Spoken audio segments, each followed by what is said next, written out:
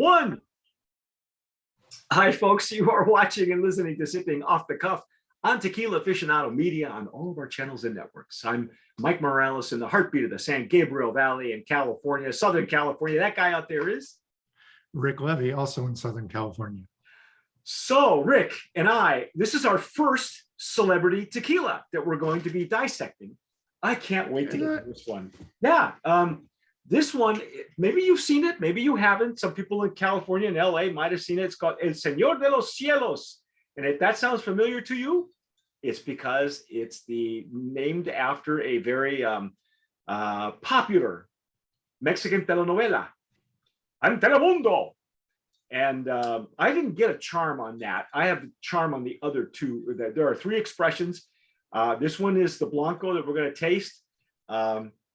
I do like what they did with the stock bottle, though. I like this logo and film. If you know anything about the video, the telenovela, the soap opera, it's about a famous. It's kind of loosely based on a famous guy that would smuggle cocaine for the cartels, and was so clever doing it in the air, you know, via planes and landing and stuff, that they called him a Senor de los Cielos, so the guy that owned the skies. So basically that's what this is.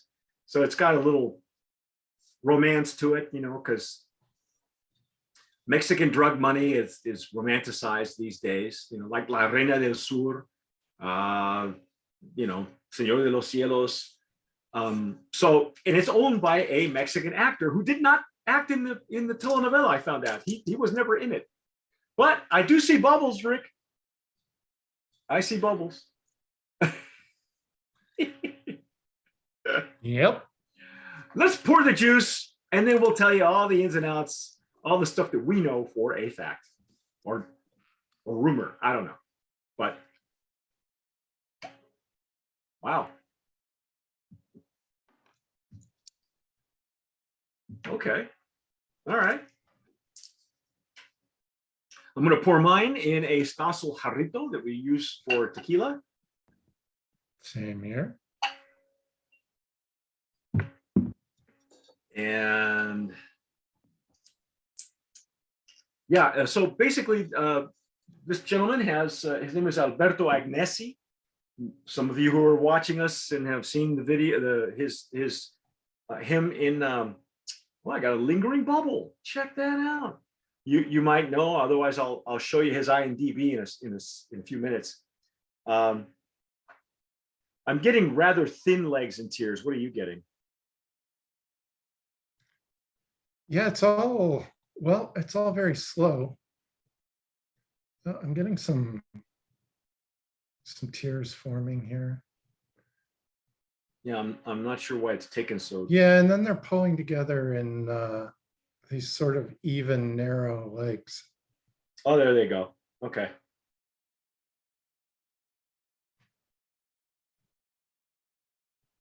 Oh, yeah. Okay. Yeah, this was beating up, which is nice. I mean, yeah, they are taking their sweet time to get down there, aren't they? To join the rest of the liquid. I'm not sure if that's a good thing or a bad thing, but you know what I discovered the other day?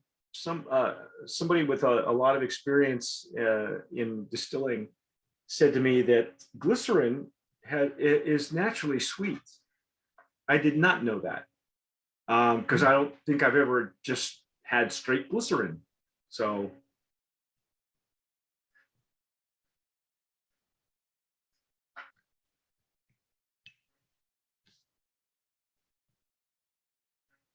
there's an alcohol. I'm getting that. Yeah. And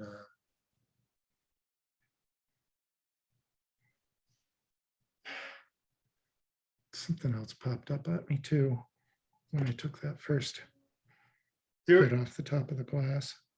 Yeah, there are some bright notes to it. Yeah.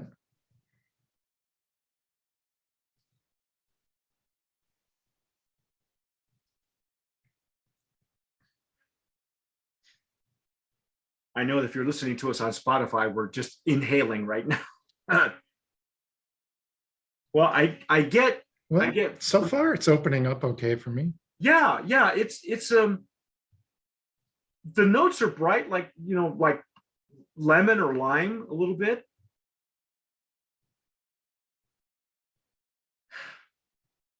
Oh, even a little bit of, I almost got a little bit of citrus, like an orange there for a second, Really? like a maybe not an orange or a grapefruit.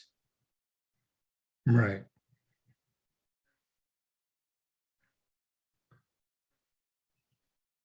And then there's something in the middle I can't place.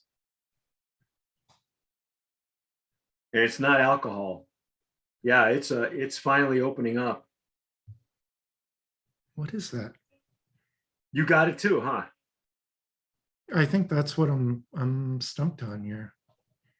I'm enjoying the bright notes, the the light citrus, lemon, grapefruit. Yeah. Yeah, those are very pleasant. Those right on the top of right at the top of the nose. There's a little bit of alcohol in back, and then there's that I don't know what in the middle. Yeah, it's right in the middle. It's right in the center. And right where the alcohol should be, because sometimes if you bear down on it, the alcohol will come up through the center of the glass.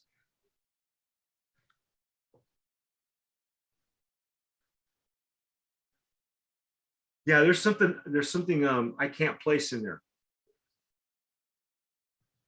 And it's stronger on my right side than it is on my left side. I'm not sure why. I mean, left brain, right brain. So if you've seen us do this, we run the spectrum from left brain to right brain, and you can even slice the glass in 4 directions and go that route also, up, down, and left and right. But there's this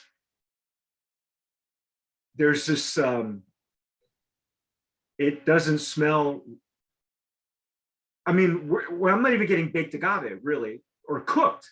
The bright note, sometimes you get it from cooked agave, but there's something weird in the center. I don't know what it is. Is it? I'm wondering if it's something starchy. Oh, you like yeast? It's not yeasty. No, not yeast. Kind of like I don't know, like the inside of an apple that's not ripe yet. Oh, I see what you mean. Like a raw, like it's raw. Oh, Yeah, like you mean like an apple something. core? Well, yeah, something that's starchy but undeveloped. Ah, you're probably right though. That may because it's weird because it's not. You can't tell if it's animal, mineral, or vegetable, right? But it's not one that has. It's not one that you and I are used to getting out of tequila. And there is some kind of. No, I don't know, man. I tell you what. Let's just dive in and see what the flavor is like. Here we go.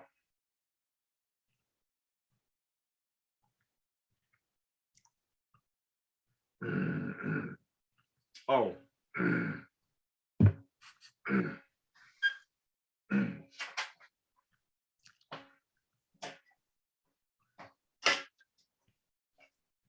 Oh,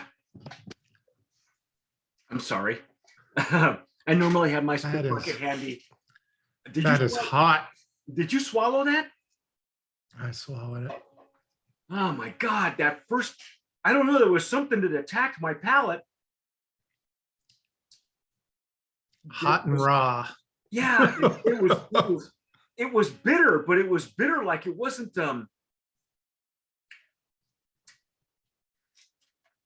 it's not bitter like an ex-lover. Hey, wait a minute. I resemble that remark. I gotta, maybe it was just my palate. Okay, because I just had a bland lunch, but here we go.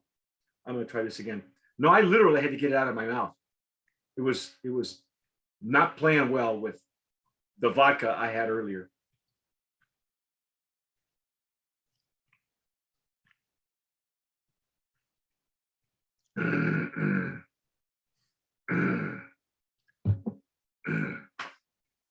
Mm. Mm.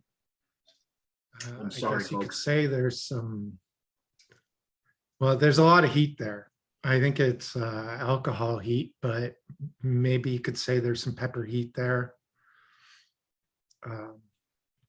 Not a lot, not a lot in the way of other flavors. I'm getting, It's just a little bit starchy. see, for me, those notes are bitter to the point of astringent. Yeah. Not in a good way. I mean, I'm not saying it's finishing dry, because that's a finish. You know, when you get, you and I have had enough of these, of all expressions. We know what a dry Yeah, finish it's is like. And even in wine, this almost antiseptic, yeah, right? this Like you could attacks clean a cut with this. yeah, I could shine jewelry with it, because it went astringent at the middle of my tongue. That doesn't happen. You know, it's if it goes astringent, you get the nice dry finish. That's a dry finish. This one attacked, the astringency attacked at the mid palate, because it goes in a little bit of sweet. It does. And then the retro nasal is not pleasant at all. I'm not, yikes. I think, yeah, I'm getting, you know, it's kind of starchy.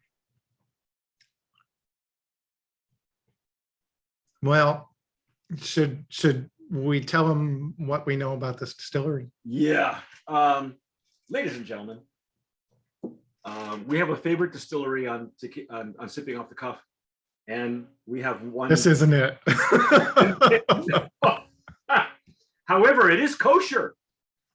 But there's a reason for that. Okay, this is out of Nome 1489, and that's the same destilería, Leiros. And it's the same distillery that has Casa Dragones, that has Enemigo. There's some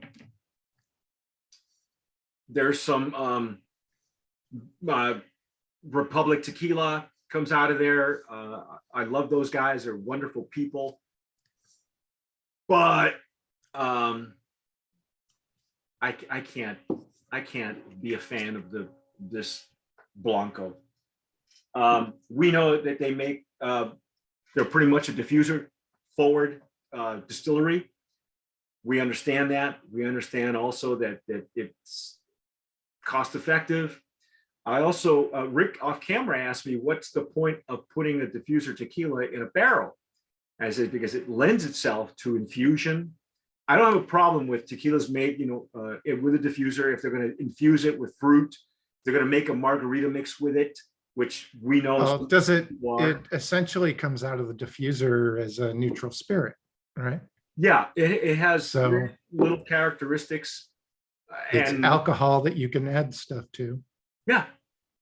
Yeah. You know, we know that your cost is probably more in your barreling, your packaging, your marketing, not so much on the prime material. I have no idea how old their agaves that they're using, judging from the flavor of this thing.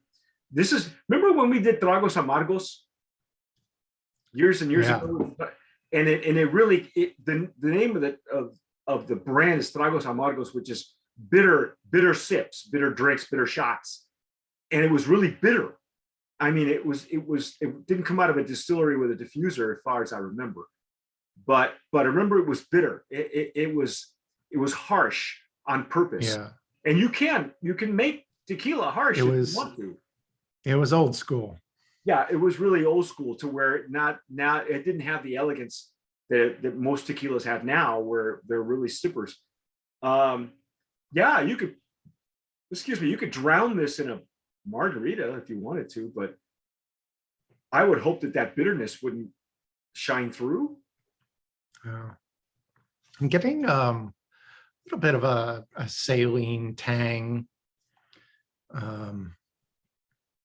You know, can you take another sip and let it play underneath your tongue and see what you get?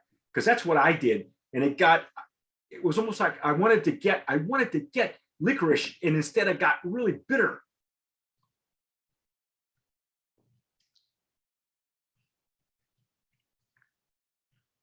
it's like metallic or something. Yeah. No, I'm not getting anise or licorice. No, it was weird. It was like it wanted to turn into anise, but it didn't. Or maybe it was just my head, but every time I put it under my tongue, it just got ugly. And you should be able to play with it, coat it if it's decent tequila, and where it should hit all the notes in your palate, this whole orifice here. But when it concentrates so badly underneath your tongue like that,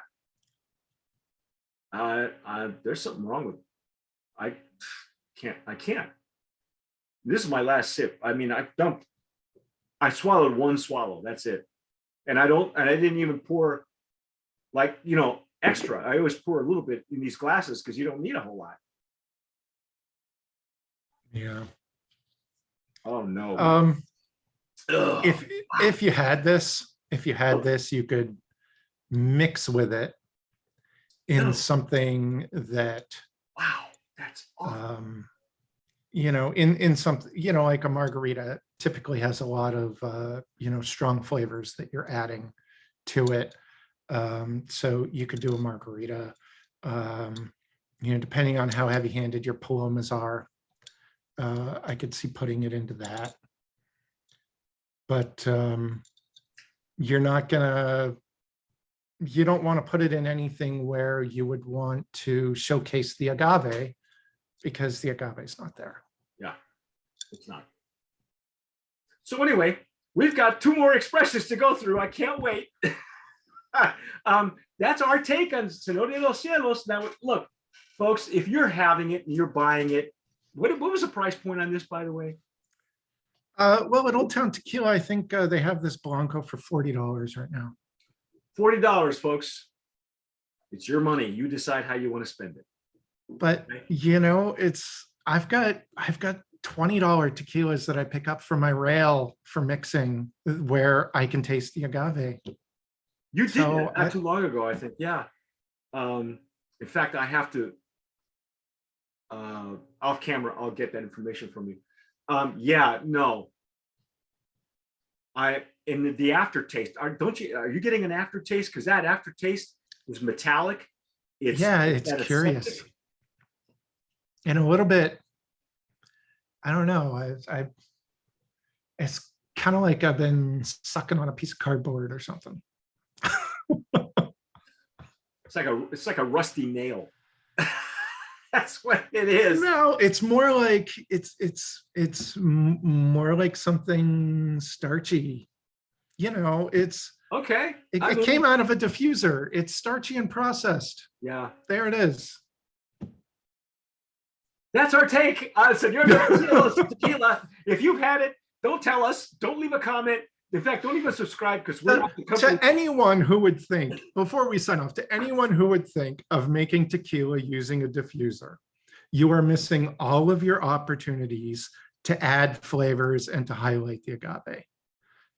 All the flavors are developed in the cooking process and in the fermentation process. And if you aren't allowing those things to develop, then why are you making tequila? Why? If you want to ferment starch, make vodka. Yeah, I mean, this would be a great vodka, and I bet it'd be really cool if you dropped a coffee bean in there. Although this is so bad, I'm afraid the coffee bean would just disintegrate, because I mean, I don't know. Folks, that's enough. I don't want to. I don't want to beat this to death. But we could spend another 25 minutes beating it to death. But we got 2 more expressions that we can beat to death as well, and we're going to do that or not. Maybe there's a redeeming value in the brand. I don't know. Let's see where they go. I'm Mike Morales here in Southern California, in the heartbeat of the San Gabriel Valley. That guy out there is Rick Levy, also in Southern California. You've been watching and listening to us gag on Sipping Off the Cuff on Tequila Aficionado Media on all of our channels and networks. Please subscribe if you do appreciate what we do here. Subscribe, leave us a comment, hit the notification bell. Whatever you do, though, tomar sabiamente. Sip wisely.